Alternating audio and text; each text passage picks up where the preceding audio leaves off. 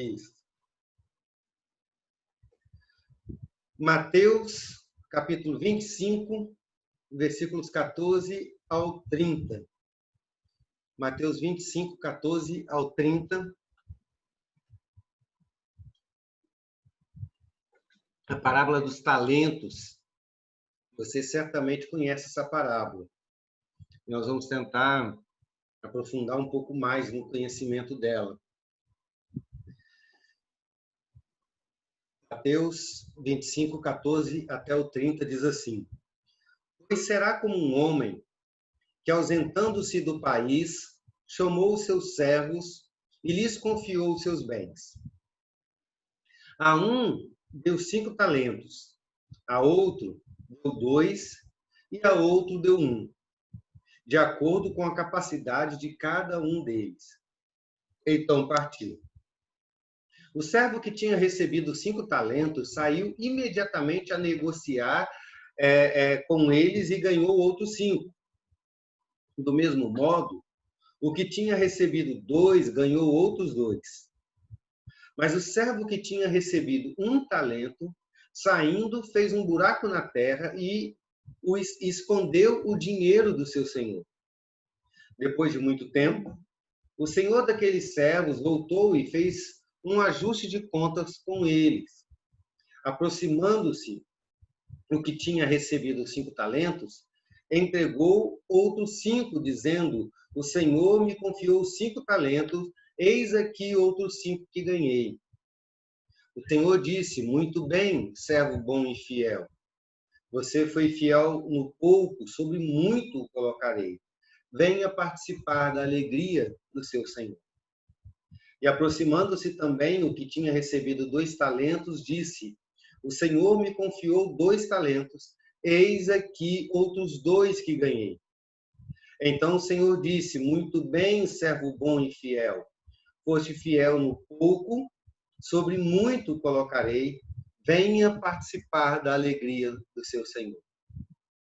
Chegando por fim, o que tinha recebido 1 talento, disse: Sabendo que o Senhor é um homem severo, que colhe onde não plantou e ajunta onde não espalhou, fiquei com medo e escondi o seu talento na terra. Aqui está o que é seu. Mas o Senhor respondeu: Servo mau e preguiçoso. Você sabia que eu colho onde não plantei e ajunto onde não espalhei? Isso é uma pergunta. Então, você devia ter entregado o meu dinheiro aos banqueiros, e eu, ao voltar, receberia com juros o que é meu. Portanto, tirem dele o talento e deem ao que tem 10. Porque a todo o que tem, mais será dado, e terá em abundância. Mas o que não tem, até mesmo o que tem, lhe será tirado. Quanto ao servo inútil, lancem-no para fora, nas trevas. Ali haverá choro e ranger de dentes. Vamos fechar os olhos outra vez e falar com o Senhor? Santo Deus, já estamos encerrando mais um ano, Pai. Um ano com tantas surpresas que nem esperávamos. Um ano difícil, mas abençoado. E nós temos tantas bênçãos, ó Pai, para agradecer ao Senhor, que não somos capazes de contar. E por isso, ó Pai, nós simplesmente nos entregamos diante do Senhor e pedindo que o Senhor receba a nossa gratidão por tudo, Pai. Por aquilo que temos consciência e pela maioria das coisas que sequer temos consciência, porque o Senhor nos abençoou, mesmo quando não vimos. Muito obrigado por tudo. Pedimos que o Senhor nos abençoe nesse estudo bíblico, o último do ano, Pai, e que, mais uma vez, no início desse novo estudo, o Senhor possa já estar preparando o nosso coração para a importância e a grandeza de tudo aquilo que o Senhor vai nos ensinar. Nós oramos em nome de Jesus. Amém. Amém. Bom, a parábola que a gente leu agora é sequência da parábola que a gente estudou nas semanas anteriores. E não é uma sequência apenas na ordem que elas estão dispostas no texto. Né? Tem uma parábola e logo em seguida Jesus conta outra parábola. É uma sequência também na mensagem dessas parábolas. Se os irmãos se lembram, eu acredito que se lembram, na parábola anterior das 10 virgens, nós vimos que Jesus nos falou a respeito de vigiar até a volta dele, até o regresso dele. E nessa parábola, Jesus nos ensina a respeito do que fazer enquanto esperamos. Na parábola anterior, ele diz: espera vigilante, porque na hora que vocês menos esperam, eu venho. E agora ele diz: vocês têm que esperar trabalhando. Então, é um complemento da última parábola. Né? E é lógico, a gente nem precisa falar que o contexto das duas parábolas é o mesmo. E Jesus está falando não para os fariseus, como ele disse várias parábolas se referindo aos fariseus. Ele não está falando para as multidões, várias parábolas também foram dadas às multidões, mas esta parábola, como a anterior, é uma parábola que Jesus contou apenas para os seus discípulos, apenas para os 12. Já era a semana da crucificação de Jesus. E Jesus está no Monte das Oliveiras. Então, é uma conversa particular. Os irmãos certamente se recordam que os discípulos perguntaram para Jesus a respeito do tempo do fim de todas as coisas. E Jesus, então, ele recusa a revelar a data que o final de todas as coisas aconteceria, mas diz que, ainda que pareça demorado, certamente Jesus ele vai voltar, certamente o fim vai chegar. E ainda que pareça demorado, vai ser repentino. E por isso nós devemos estar preparados. Essa parábola, a parábola dos talentos, ela é uma parábola, como todas as outras, que tem elementos culturais muito próprios daquela época. Mas diferente da parábola das 10 virgens, que não existe nenhuma relação com nada que se pareça à nossa cultura, nessa parábola não. Os elementos dessa parábola se assemelham à nossa cultura, apesar de que tem algumas diferenças. Então, nós vamos ler essa parábola à luz da cultura daquela época, para que a gente possa entender esse apanhado geral, construir essa cena na nossa mente. Lembra que nós dissemos no início que uma das maneiras, uma das coisas que a gente tem que fazer para entender uma parábola é pintar na nossa cabeça o cenário que Jesus pinta com palavras.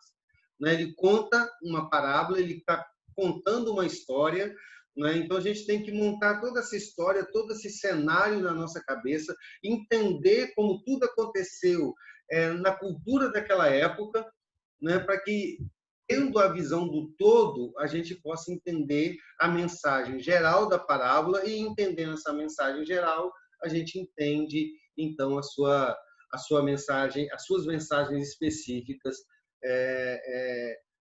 que Jesus quer nos ensinar com ela. Então, vamos lá. Repassando essa parábola, olhando para o tempo, para aquele tempo.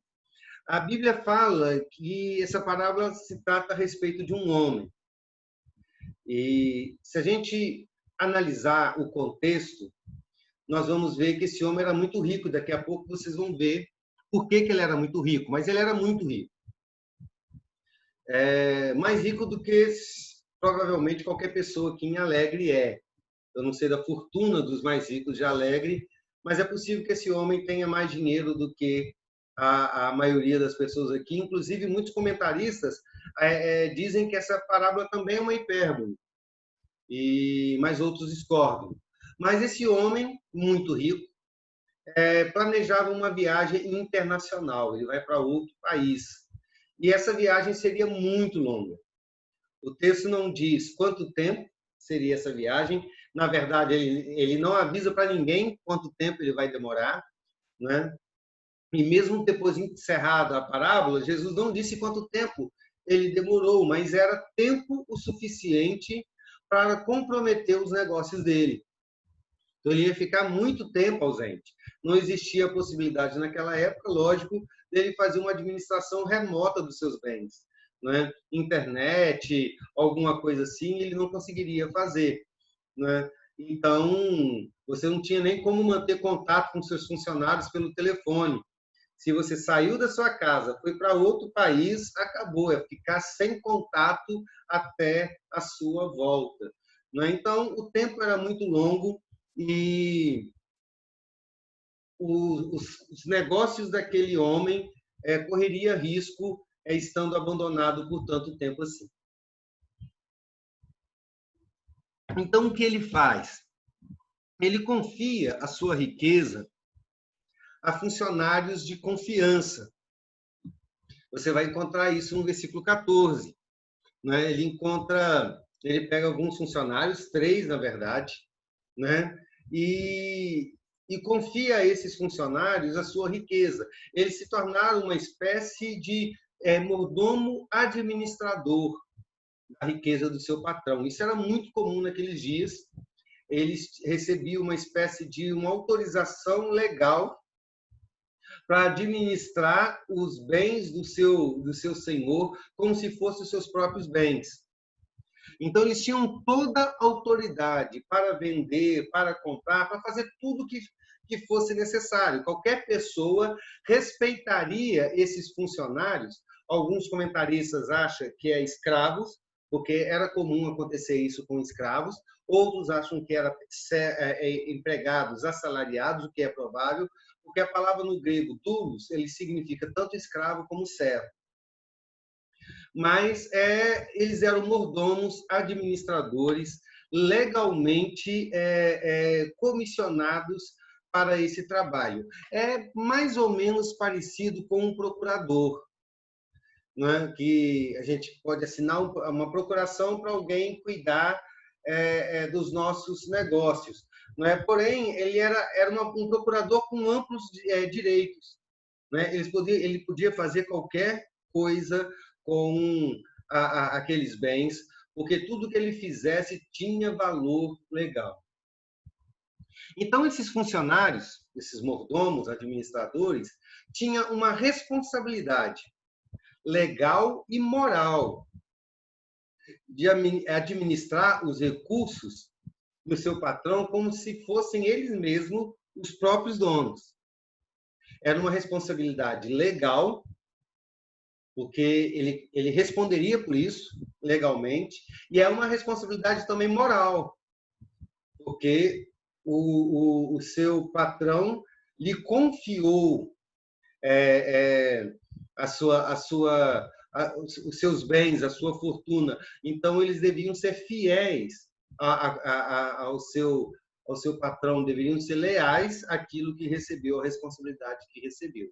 Então, se eles cumprissem bem a sua tarefa, eles não faziam nada mais do que obrigação, porque eles tinham obrigação de fazer bem a sua tarefa. É muito importante isso. Cuidar bem daquilo que lhe foi confiado como mordomo não era fazer nada mais do que a sua responsabilidade. Um bom mordomo, um excelente mordomo, receberia, pelo seu bom serviço, apenas o salário que ele receberia normalmente, provavelmente um denário por dia. Então, eu não receberia nenhum prêmio por ter sido excelente mordomo. Não, aquilo era a responsabilidade dele. E ele tinha que cumprir com a sua responsabilidade. Se ele fosse um servo fiel, ele faria tudo aquilo que deveria ter feito. Né? Então, ele não receberia um obrigado, um tapinha nas costas, não receberia nada disso. Assim era a cultura daquela época. Né? Ele não receberia nada para ele, apenas o salário que era devido a ele. Se o patrão não tivesse deixado isso por conta dele, ele teria recebido a mesma coisa. Então, receber essa missão era mais uma responsabilidade do que uma fonte de lucro. Né? Era praticamente somente uma responsabilidade. Agora, se esses servos não cumprissem com a sua responsabilidade, eles seriam punidos e até mesmo com a morte. O patrão tinha o direito de até mesmo tirar a vida do seu servo, porque ele não honrou a responsabilidade que ele recebeu. E aí a gente vê a diferença muito grande que existe daquela cultura para a nossa cultura. A gente pode até entender alguém, um empregado, que recebe uma procuração para gerir os negócios do seu patrão, né? Mas você não entende um empregado fazendo isso por pura obrigação. Ele vai fazer porque ele vai receber algum benefício por isso, né? Ele vai fazer porque ele vai receber um aumento, ele vai receber tantos por cento do lucro, então ele vai fazer. Ou, se ele não fizer, ele fica apenas no prejuízo, né? Mas, naqueles dias, não. Se o empregado fizesse tudo o que tinha que fazer, não fez mais nada do que a responsabilidade dele, do que a obrigação dele. Se ele fizesse abaixo, ele seria severamente punido por isso. E isso é muito importante para a gente entender essa parábola, né? Porque existem duas coisas muito interessantes na parábola, né? Primeiro, aquilo que os servos fiéis recebem e aquilo também que o servo infiel recebe. E a gente precisa entender esse contexto, então. Uma outra coisa interessante para a gente entender essa parábola é o que significa aqui a palavra talento. Muitas pessoas se enganam com o significado dessa parábola, e eu tenho que confessar aqui que por muitos anos e por muitas décadas eu já me enganei e já ouvi muita gente se enganando também. Por causa da semelhança dessa palavra talento com a nossa palavra em português. Talento, que significa capacidade, habilidade, alguns entendem até como dom, né? Então, muitas pessoas olham para esse texto e diz: o Senhor concedeu habilidades para os seus servos. Eu já vi muitas pessoas usando esse texto para falar a respeito de dons. Olha, Deus deu a Sueli o talento de tocar violão, não enterre esse talento. Deus deu para a Lelena o dom de ser uma excelente professora. Lelena, não enterre esse talento, né? Apesar de que esse texto pode ser aplicado a isso, depois, no final, os irmãos vão ver que pode ser e deve ser aplicado a isso, o que significa esse talento na vida do cristão, e isso pode ser aplicado, mas essa palavra talento não significa habilidades, dons, capacidades, talentos que esses funcionários tenham recebido. Talento, Mestre, sim, o Tiago. só um comentário. Eu acho que é muito mais comum as pessoas aplicarem, quanto a talentos, questão intelectual, do que quanto à aplicação da palavra. É uma interpretação incorreta. Como o senhor falou, realmente dá para aplicar, mas é parte de um princípio equivocado. É errado. Então não é isso que a interpretação correta pede, né, para nós fazermos a escritura. Exatamente, Tiago. A questão da aplicação que eu falei é porque lá para frente, quando a gente vai ver sobre a mordomia, que a gente tem que usar tudo aquilo que nós recebemos do Senhor, então entre essas coisas, os dons que recebemos também, não é? Mas atrelar isso à palavra talento é uma interpretação errônea do texto. Por quê? Porque talento, aqui nesse texto, se refere à mesma palavra usada na época, que era uma unidade de medida. Era uma unidade de medida financeira da época. O talento, ele tinha mais ou menos, ele pesava mais ou menos 35 quilos. Podia ser 35 quilos de ouro, podia ser 35 quilos de prata e até mesmo 35 quilos de bronze. Então, não tem nada a ver com capacidade, não tem nada a ver com habilidade, não tem nada a ver com dons ou com talentos, né? Como a Sueli é talentosa para tocar e a dona Marlene é talentosa para cantar. Muito bem, né, dona Marlene? Ah, sabia que ela ia sorrir. Então, não tem nada a ver essa palavra. Essa palavra significa uma quantidade de ouro, de prata ou de bronze. Aproximadamente 35 quilos. Alguns falam 30, alguns falam 40, porque existiu o talento romano, o talento de todas as regiões ali tinham um talento mais ou menos, porque não existiam, as unidades de medida não eram tão precisas, não é? Então, era uma quantidade de dinheiro, de riqueza, um tesouro. Um talento, como eu disse, 35 quilos, e se ele fosse de ouro ou de prata, porque Jesus não diz aqui se é talento de ouro ou de prata, era equivalente a o valor equivalente a 6.000 denários. É por isso que eu disse que esse homem era muito rico. Um talento, então, era equivalente mais ou menos a 6.000 denários. O denário era o valor do salário de um trabalhador, né? Não um trabalhador que ganhava mal, de maneira nenhuma. Um soldado romano ganhava um denário, né? E 6.000 denários, então, representava 20 anos de trabalho de um trabalhador. Então, um denário, 20 anos de trabalho de um trabalhador. Então, é muito dinheiro. É muita coisa. Né? Pastor? Sim, Vânia. Então, no meu entender, esse senhor, ele passou uma forma de responsabilidade administrativa de um trabalho a esses 3 servos mordomos. É isso aí. Então, eu entendi assim,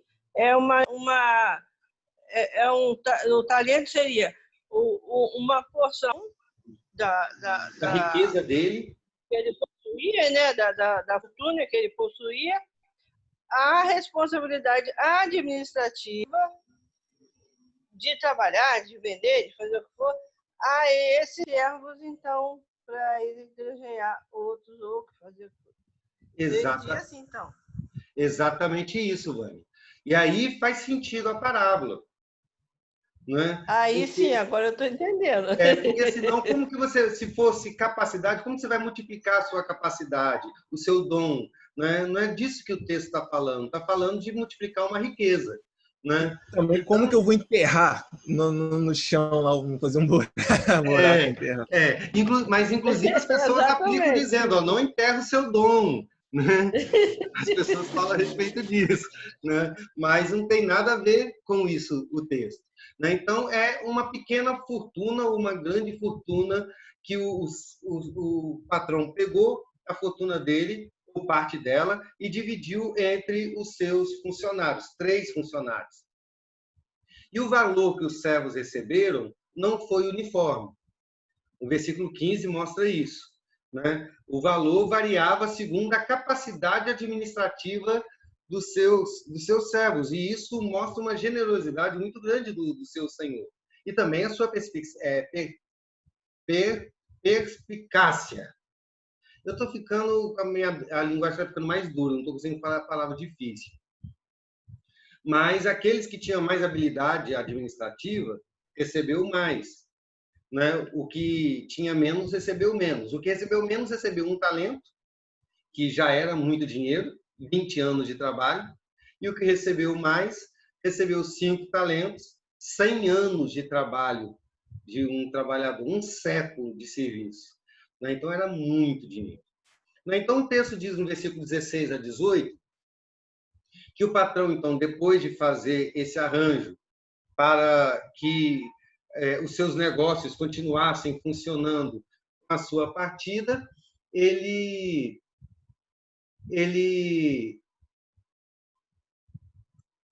viaja, então, né? E a parábola, então, passa a tratar de como os servos lidaram com essa responsabilidade. É interessante que essa parábola ela tem a estrutura dela muito definida e muito clara.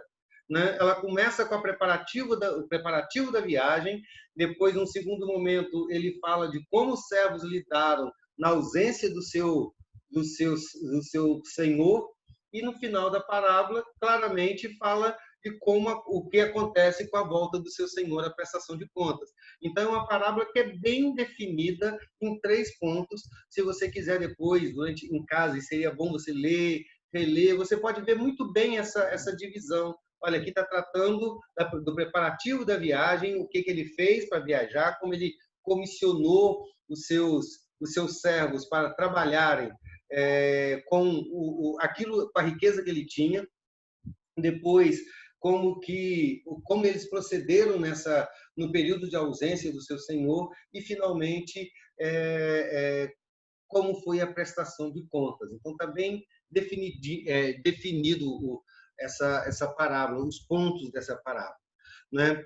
E essa segunda parte, essa parte do meio da parábola, ela é a parte principal, é onde Jesus quer focar aqui a nossa atenção, né? E depois a gente vai aplicar isso lá para frente.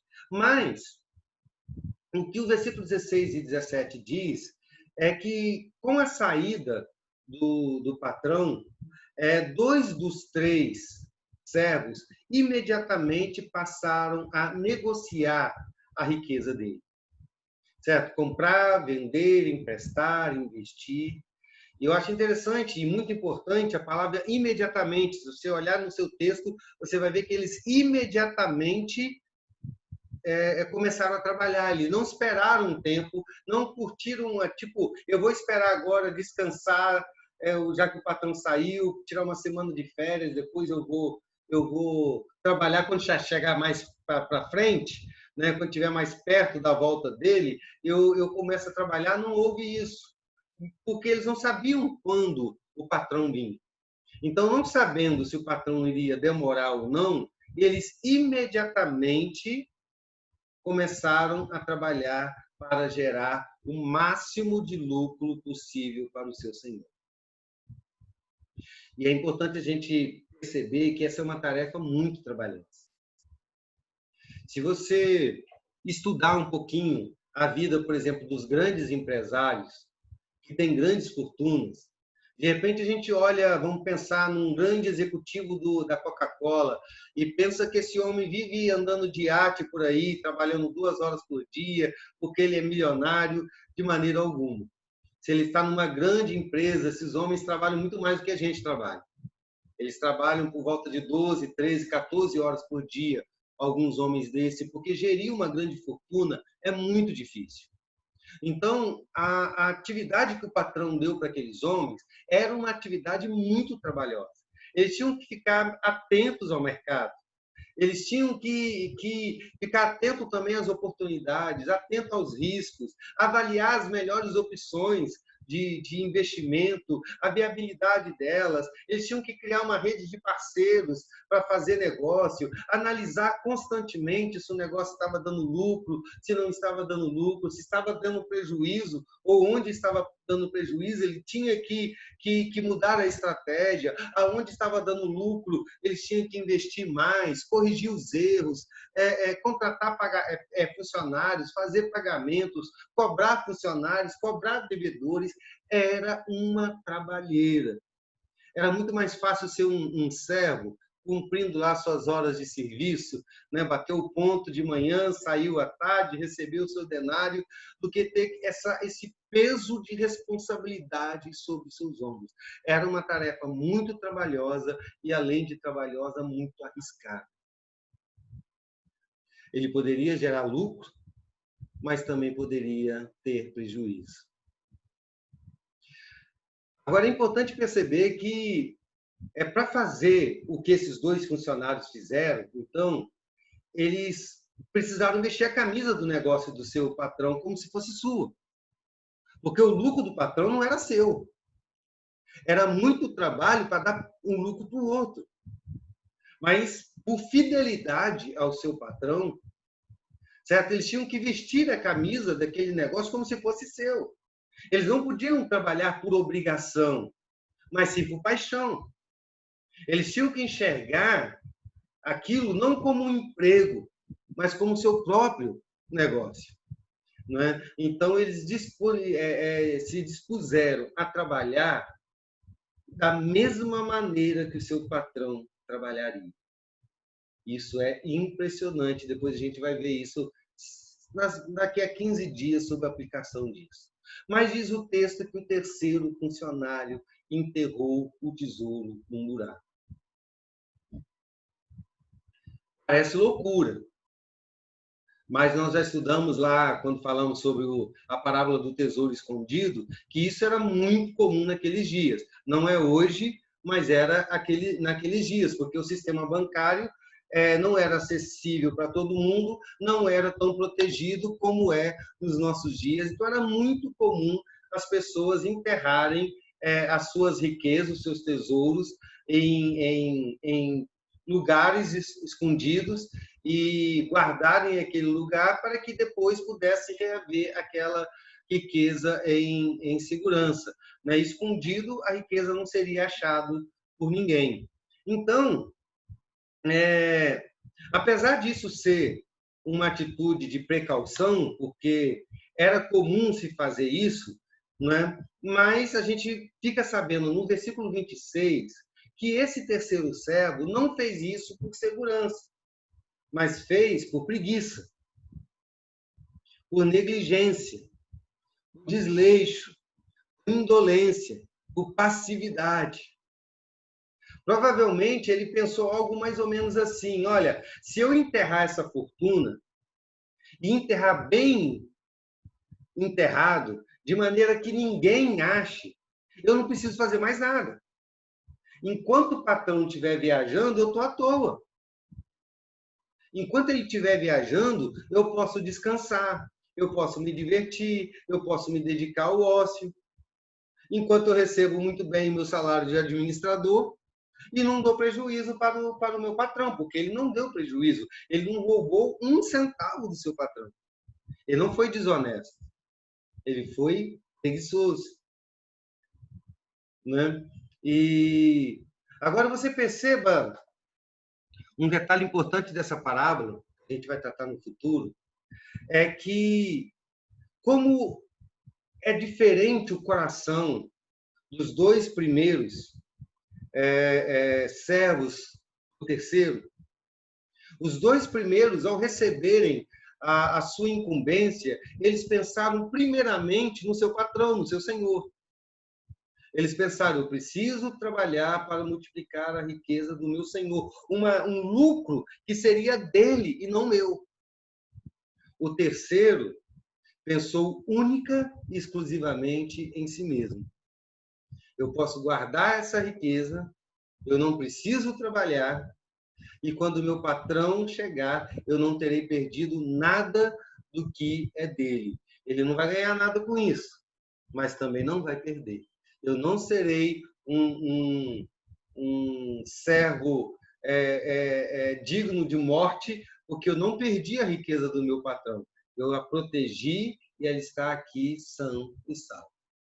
Então, enquanto dois olhavam para o seu patrão, eram fiéis a ele e lutavam por ele, provavelmente por gratidão a ele, por fidelidade a ele, talvez por amor a ele, esse terceiro servo pensava apenas em si mesmo e ele trabalhava por amor a si próprio. E aí, então, chega o último ponto da parábola, o último momento dele, ou dela, né? Que é a hora da prestação de contas. O senhor daqueles servos retorna de viagem. O versículo 19 diz que isso aconteceu depois de muito tempo.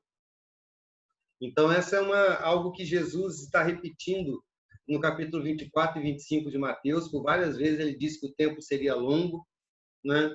E na parábola das 10 virgens, o noivo chega só à meia-noite. Né? Aqui, o patrão retorna só depois de muito tempo. Então, não sabemos quanto tempo, mas foi muito tempo. Na aplicação dessa parábola, já fazem 2000 anos e ele ainda não chegou. Né? Então, é bastante tempo. Então, num primeiro momento, ele presta conta com os dois primeiros servos. E existe uma semelhança muito grande entre esses dois. Né? A estrutura da parábola aqui ela é perfeita e, em tudo, esses dois servos são semelhantes. Tanto semelhantes no trabalho, na disposição que eles tinham em favor do seu patrão, como também na maneira como aconteceu a prestação de contas. Né? Primeiro, os dois multiplicaram a riqueza do seu senhor em 100%. No versículo 20 e no versículo 22 diz isso. Os dois multiplicaram em 100%. Eles não apenas devolveram a fortuna, como devolver outra fortuna semelhante a essa. Aquele que recebeu 3 denários, ou seja, 60 anos de trabalho, devolveu os 60 anos mais 60. E o que recebeu 100 anos, equivalente a 100 anos de trabalho, devolveu para esse patrão 200 anos, o equivalente a 200 anos de trabalho. Então, os dois multiplicaram e tornaram o seu patrão muito mais rico. A segunda coisa é que os dois foram elogiados. O patrão disse para eles: vocês são servos bons e fiéis. Para frente, no versículo 21 e 23, ele diz isso, e para frente a gente vai entender o que ele quer dizer com isso. Vocês são servos bons e fiéis. E terceiro, os dois foram generosamente recompensados. E aqui tem uma particularidade que a gente tem que entender nessa parábola. O que esse patrão fez com o Senhor fez com seus servos não era comum. Porque aqueles servos recebiam o seu denário para cuidar do trabalho da riqueza do seu patrão. Fazer o que eles fizeram era obrigação. E o que eles recebiam em troca era apenas aquilo que deveriam receber como salário. Nenhum parabéns, nenhum abraço, nada caloroso. Mas esse patrão é extremamente generoso. No versículo 21 e no versículo 23, diz que esses homens, esses funcionários, foram colocados sobre muito. Fosse fiel no pouco, sobre muito colocarei. Ou seja, eles receberam uma promoção extraordinária. Segundo, eles foram convidados a participar da alegria do seu Senhor, diz o texto. É como se o patrão estivesse dizendo para eles: olha, venha celebrar comigo. Venha celebrar, venha participar da festa. Vocês tiveram comunhão comigo nos árduos tempos de trabalho, porque vocês fizeram tudo isso pensando em mim. Agora, eu quero que vocês tenham comunhão comigo nesses felizes tempos de festa. Parece muito bem a comunhão que a gente tem agora e a comunhão que a gente vai ter depois, né? É mais ou menos por aí. Só para a gente entender, então, esses pontos que a gente vai trabalhar semana que vem. Mas o que o patrão, o Senhor, fez pelos servos foi extremamente generoso. E então vem o terceiro funcionário. E esse terceiro protegeu muito bem a sua herança, a fortuna que havia sido confiada a ele, mas não tinha nenhum fruto para apresentar. Não tinha nenhum fruto a apresentar porque não tinha nenhum trabalho. E ele faz pior ainda. Ele não apenas não tem lucro para apresentar, como também culpa o seu Senhor pela sua própria negligência. Alguém pode ler para mim o versículo 24 e 25? Chegando, por fim, o que recebera 1 talento, disse: Senhor, sabendo que és homem severo, que ceifas onde não semeaste e ajuntas onde não espalhaste, receoso, escondi na terra o teu talento. Aqui tens o que é teu. Então, o que ele disse? Olha a acusação que ele faz. Eu enterrei essa riqueza que eu recebi porque eu tive medo de você. Eu tive medo de você porque você é um homem cruel. A palavra severo significa isso, você é cruel. E você é desonesto. Porque você colhe onde não semeou. Quem colhe onde não semeia é ladrão. É desonesto. Então, esse servo negligente, né, diz para ele: olha, eu não multipliquei, a culpa é sua. Porque você é uma pessoa extremamente exigente, extremamente severa, extremamente desonesta. Então, eu não queria correr o risco de perder aquilo que é seu. Né? Essa acusação era falsa. Ao contrário das palavras do servo, o patrão era um homem bom e generoso. Ele mostra isso com os dois que multiplicaram, que foram diligentes no seu trabalho, né? Porque ele coloca esses homens numa posição elevada, convida para a festa, ele é extremamente generoso, né? Mas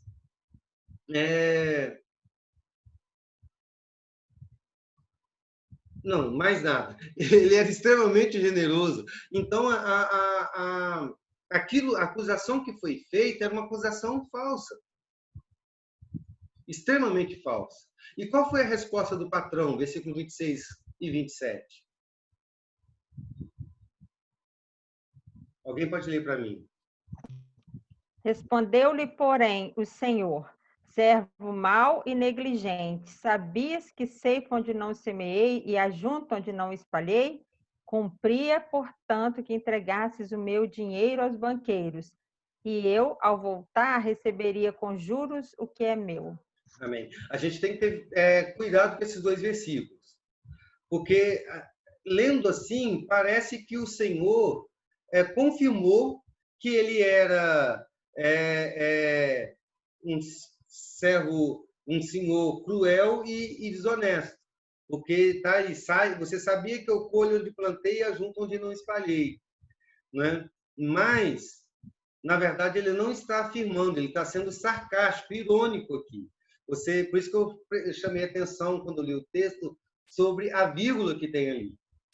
Essa vírgula dá todo sentido, essa vírgula não, desculpe, esse ponto de interrogação que tem aqui.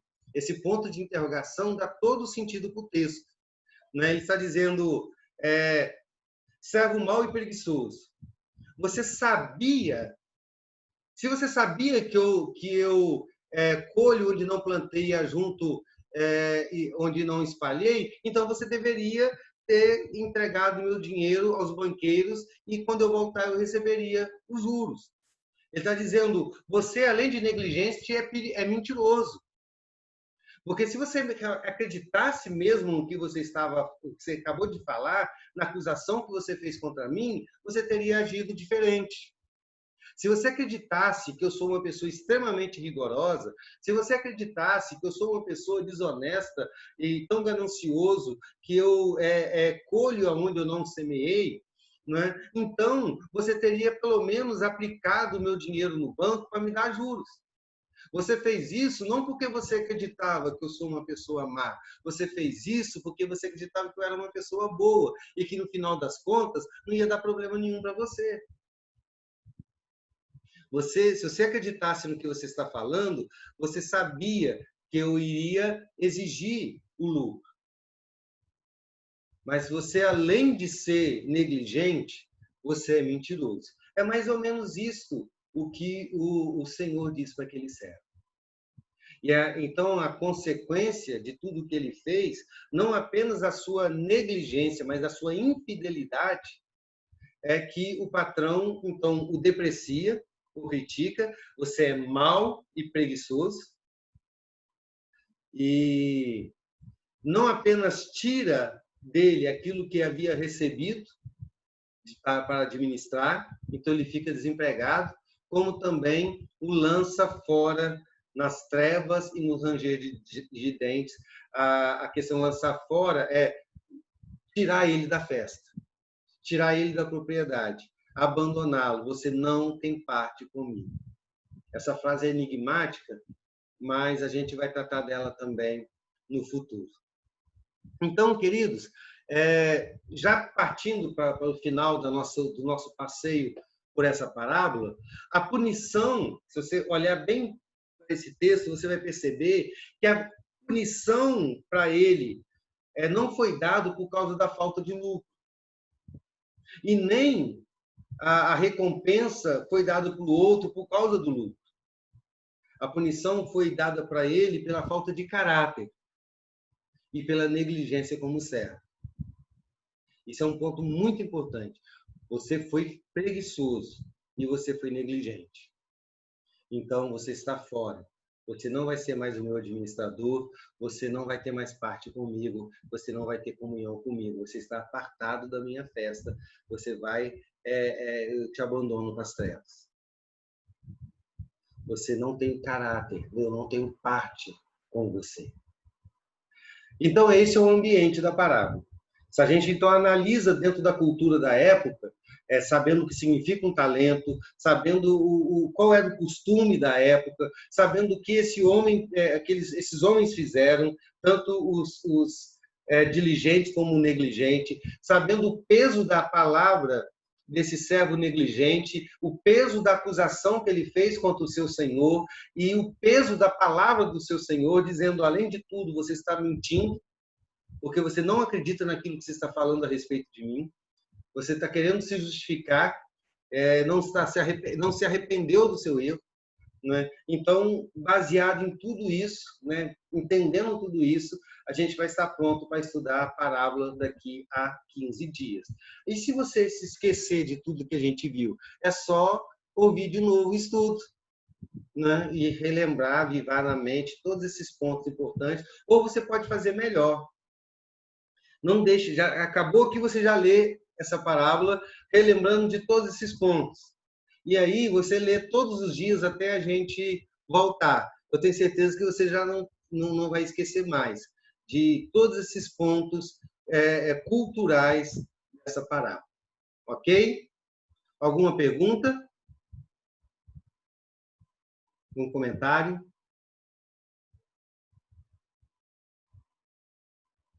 Se não, vamos encerrar o nosso estudo. E no que diz respeito a estudo, só de quarta-feira, né? Somente o ano que vem. Mas vamos ter estudo em conjunto na escola dominical domingo. Então, todo mundo compareça, ninguém falte. Vamos orar? Dona Irineia, a senhora está aí? Sim, estou. Então, tá bom. Então, vamos orar e assim nós vamos encerrar o nosso estudo de hoje. Pode orar. Eu vou orar? Isso. Sim, Senhor. Ó Deus eterno. Ó Pai. Te louvamos, ó Pai, nesta noite, porque o Senhor é Deus de todo poder, de toda grandeza. O Senhor é Deus que nos ama, está conosco, nos protegendo, nos livrando do mal. Pai, nós agradecemos ao Senhor por este estudo, esse novo estudo que inicia. Senhor Deus, e te louvamos, ó Pai, pela vida de cada um, Senhor Deus, que participou deste culto, deste estudo. Senhor Deus, e nós pedimos ao Senhor que o Senhor venha nos abençoar, que nós possamos, ó Pai, estar cada vez mais amando a Tua palavra, cada vez mais estudando a Tua palavra, cada vez mais buscando ao Senhor com sinceridade nos nossos corações. Senhor Deus, nós pedimos ao Senhor agora uma bênção especial para as pessoas enfermas, as pessoas que pediram as nossas orações e nós não lembramos o nome delas, mas o Senhor sabe de cada um, o Senhor sabe o problema de cada um, e nós colocamos todos eles nas Tuas mãos, diante do Senhor, e pedimos ao Senhor, Pai, a intervenção do Senhor na vida deles. Pai, nós te pedimos e nós te louvamos, te agradecemos no poder do nome do Senhor Jesus Cristo. Amém. Amém. Amém.